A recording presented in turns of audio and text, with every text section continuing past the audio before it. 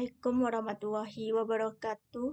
Perkenalkan, nama saya Syafila Dwi Pratiwi dengan NIM 2104238. Di video kali ini saya akan menjelaskan materi tentang struktural equation modeling guna memenuhi perbaikan nilai T mata kuliah statistik sosial.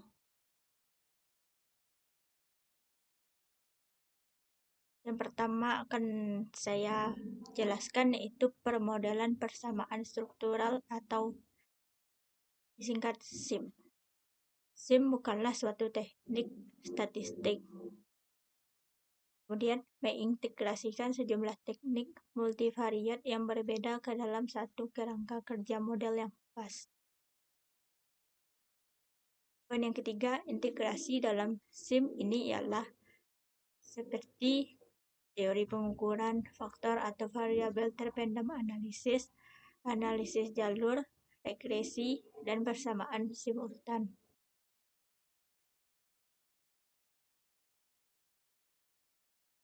Sejumlah teknik multivariat yang berbeda ke dalam kerangka keseluruhan ini merupakan kerangka kerja yang mengacu pada sejumlah disiplin ilmu berbeda yang menyatukan teori pengukuran dari analisis psikologi dan analisis genetik dari epidemiologi dan biologi, pemodelan regresi dan persamaan simultan dari ekonometrik, dan semua teknik yang berbeda ini bersatu untuk membentuk pemodelan persamaan struktural sebagai lingkungan pemodelan umum dan juga merupakan lingkungan yang agak dinamis.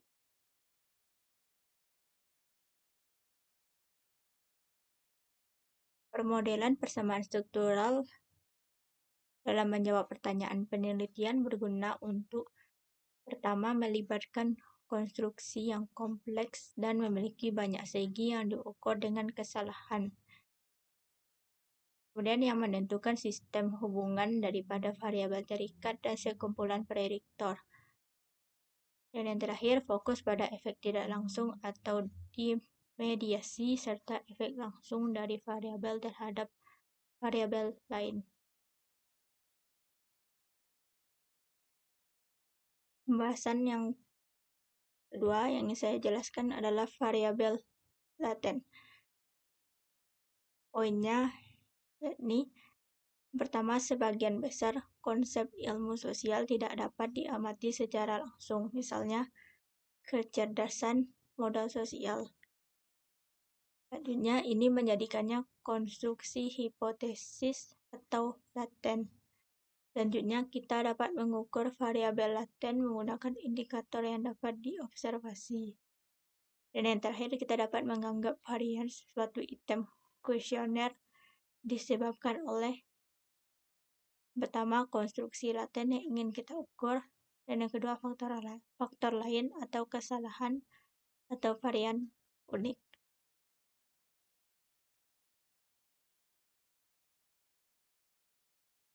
Skor sebenarnya dan pengukuran kesalahan dengan rumus X sama dengan T ditambah E. X ini diukur atau barang yang diamati, dan T skor sebenarnya atau skor sebenarnya dari konstruksi. Kemudian E adalah error atau disebut juga kesalahan sistematik rata-rata tidak sama dengan 0, kesalahan acak rata-rata sama dengan 0.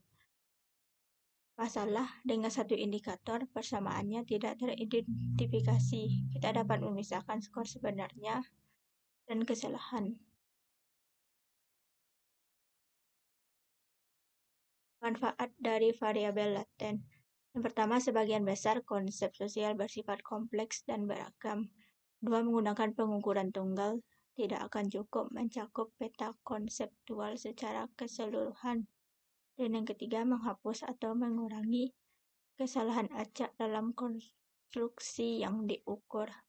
Dan yang keempat, kesalahan acak pada variabel dependen.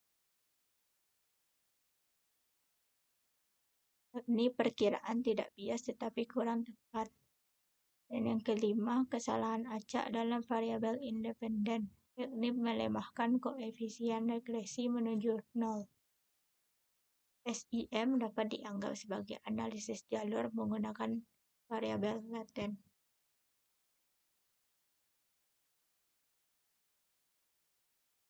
Konvensi diagram jalur seperti yang terlihat di layar, yaitu yang bentuk lingkaran variabel laten yang diukur, bentuk persegi variabel yang diamati atau manifestasi, kemudian lingkaran kecil variabel kesalahan atau istilah gangguan, kemudian garis panah yang melengkung covariance atau jalur non-arah.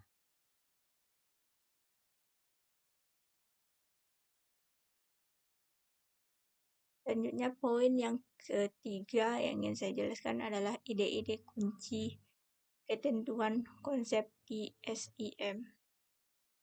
Variabel eksogen atau endogen. Endogen atau dependen ialah variabel laten atau konstruk endogen, atau variabel dependen yaitu variabel yang dipengaruhi secara langsung maupun tidak langsung oleh variabel eksogen. Kemudian yang kedua, eksogen atau independen. Variabel laten atau konstruk eksogen atau variabel independen yaitu variabel yang mempengaruhi nilai dari variabel lain dalam model. Dalam SEM, suatu variabel dapat menjadi prediktor dan hasil atau variabel mediasi.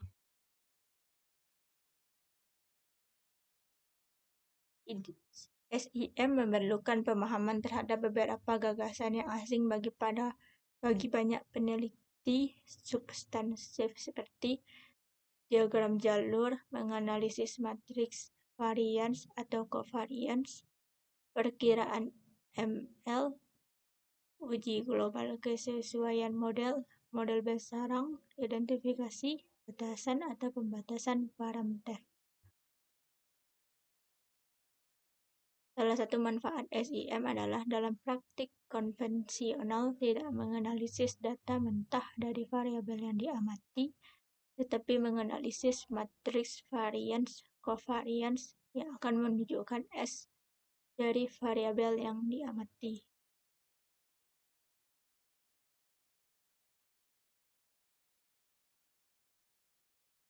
Yang keempat yaitu analisis faktor konfirmasi.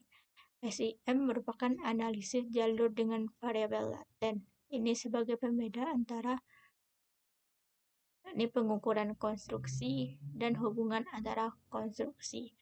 Tahap pertama yaitu mengukur konstruksi, mengisolasi skor sebenarnya dalam suatu variabel dan hilangkan kesalahannya dan lakukan dengan menggunakan variabel laten untuk pengukuran jika ingin menguraikan variabel X. X adalah apa yang sebenarnya telah kita ukur dan kita dapat menguraikannya menjadi komponen T dan E.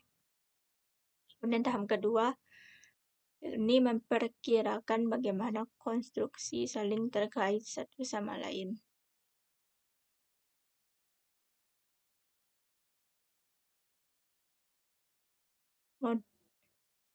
Kesimpulannya, model analisis faktor EFA dan CFA berfokus pada bagaimana dan sejauh mana semua variabel yang diobservasi berhubungan dengan faktor-faktor laten yang mendasarinya. Dengan kata lain, model analisis ini berfokus pada sejauh mana variabel-variabel yang diobservasi ini dihasilkan oleh konstruk-konstruk laten yang mendasarinya.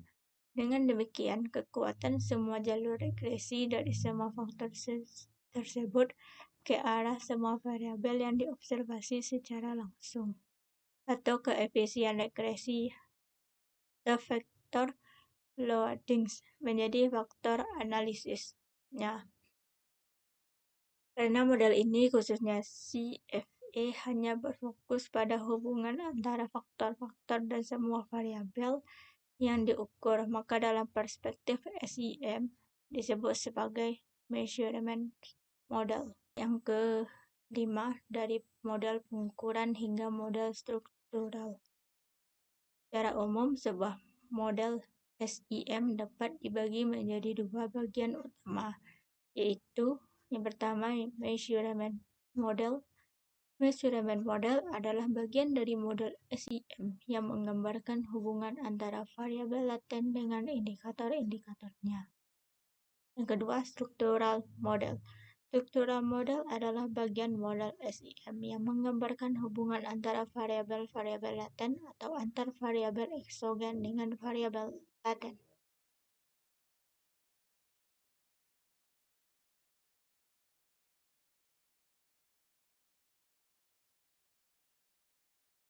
Langkah-langkah dalam model persamaan struktural. Pertama, menetapkan model pengukuran yang tepat untuk konsep-konsep utama menggunakan variabel laten.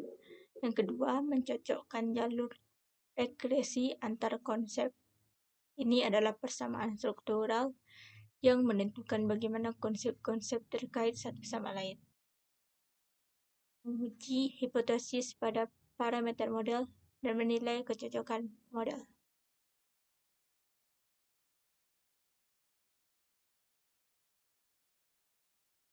Topik selanjutnya yaitu model rekursif dan non-rekursif. Model rekursif adalah model yang semua efek sebab akibat terjadi arah yang sama searah dan gangguan istilah error tidak berkorelasi satu sama lain.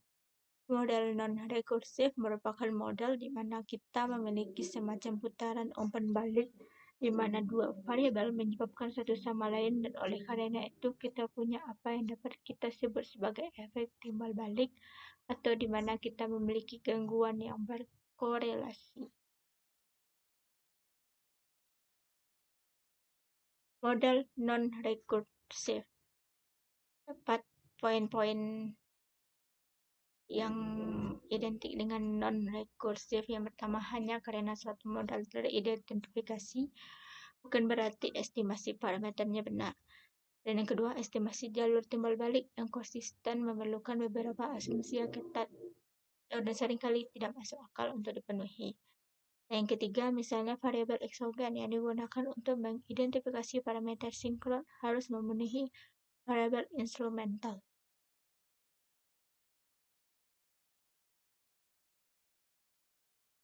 Model mediasi. Dampak langsung, tidak langsung, dan efek total. Dampak langsung, tidak langsung, dan efek total. Maksudnya itu model OLS menghasilkan efek langsung dari prediktor, namun seringkali kita tertarik pada dampak tidak langsung dan total serta dampak langsung. Misalnya gelar mendapatkan pendapatan. Apakah hal ini melakukan dengan meningkatkan keterampilan atau produktivitas, atau itu hanya kredensial?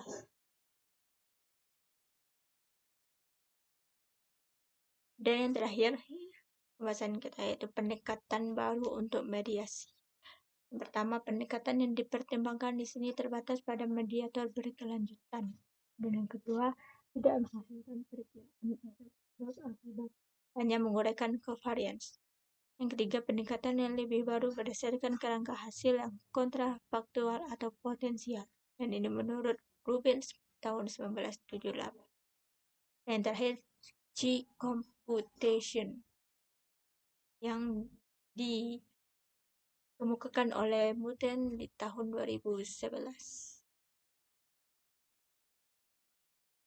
Oke, mungkin sekian yang dapat saya sampaikan. Lebih dan kurang mohon dimaafkan. Terima kasih. Assalamualaikum warahmatullahi wabarakatuh.